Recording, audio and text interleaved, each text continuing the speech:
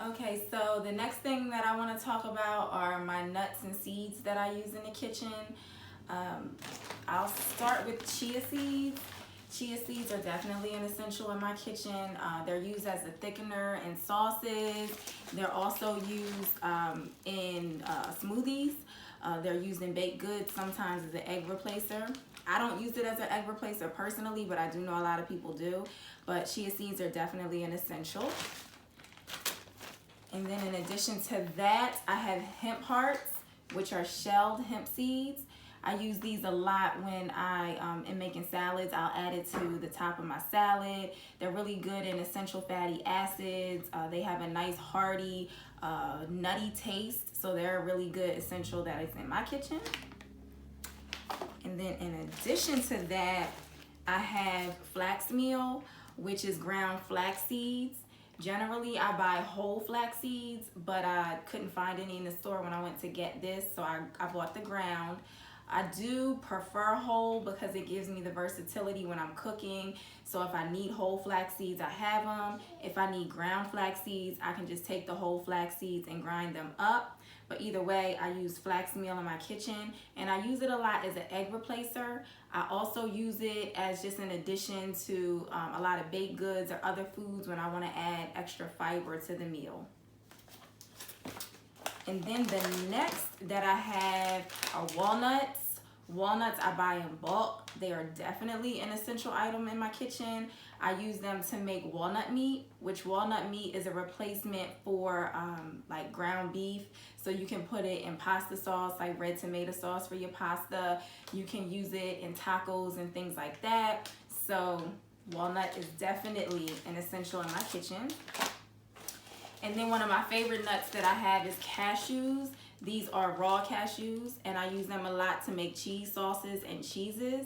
In my house, we eat a lot of food that will call for cheese, but obviously we don't eat cheese. We're on a plant-based diet. So I'll use the cashews to make like cheesecakes, to make cheese sauce for macaroni and cheese, to make cheese for pizza, ricotta cheese, things like that. That's what I use the cashews for.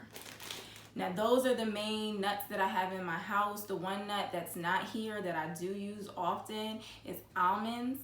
I don't have them with me now, but the almonds are really good for making almond milk. You can also make almond flour from the almonds, and the almond flour can be used for crackers and flatbreads. But because I do have almond flour, which I'll go over this when I talk about my flours. I do have almond flour, so I don't buy as many almonds as I used to. But when I want to make fresh almond milk, I definitely buy almonds for that. One thing to keep in mind, when you buy cashews, you want to make sure that they're raw. You do not want to get roasted cashews to cook with. Roasted cashews are the cashews that you snack on. Raw cashews, you can also snack on them, but raw cashews are the cashews that you use to cook with. So those are the nuts and seeds that I use in my kitchen. I do use other ones, but these are the main essential ones. And then after this, I'll go ahead and tell you more about the flours that I use in my kitchen. Okay, so now I want to talk about some of the flours that I have in my kitchen. I didn't pull out all of my flour, I just pulled out some of them just to give you an idea of alternative flours that you can use. So I do want to start with my sorghum flour.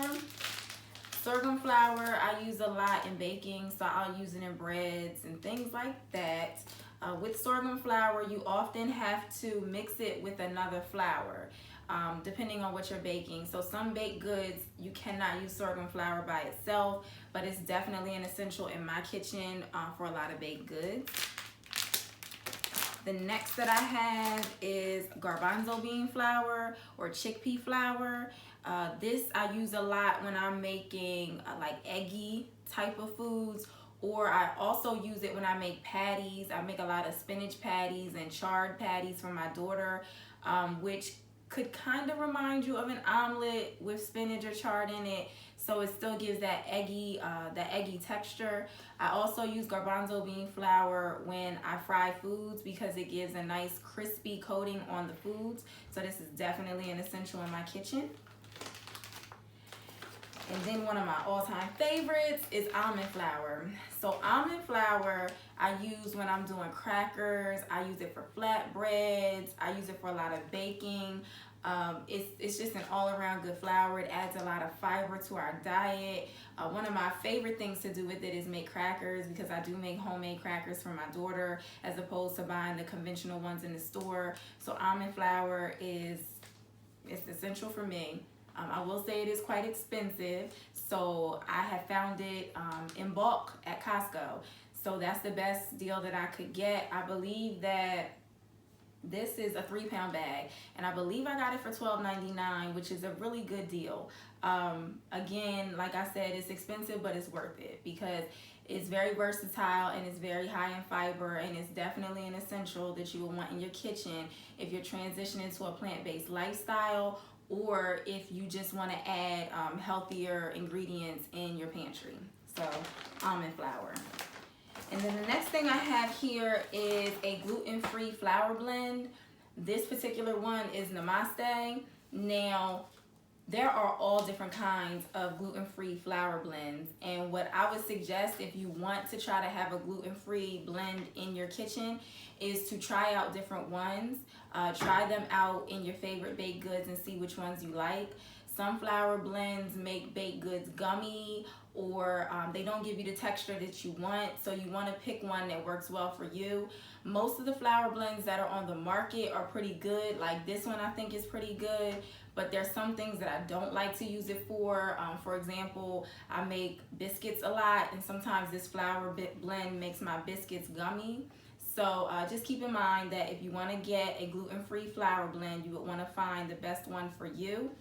This is Namaste, like I said. I also use Trader Joe brand, so that's an option as well. And then I also have one that's not flour, but I put it in the same category, and that's cornmeal. And I use cornmeal in baked goods. I use it, sometimes I use it when I'm making pizza. I definitely use it when I'm making cornbread.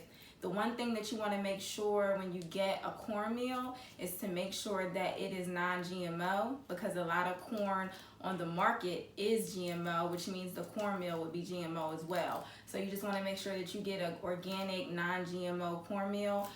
For me, I like Bob Red Mill, but if you have another one that you like, you can do that as well. Now, I don't have all of my flours out here because I have a lot of different kinds of flour. I have probably any flour that you could think of. You know, I have my brown rice flour, I have quinoa flour, I have coconut flour. I didn't pull all of that out. I just wanted to give you an idea of the ones that I use the most, just so that you can see that you don't have to always buy wheat flour when you go to the store. There are other options. They may require you to do a little research to see how you can use them in your favorite recipes, but there are options, and this will give you an idea of what to buy when you go to the store.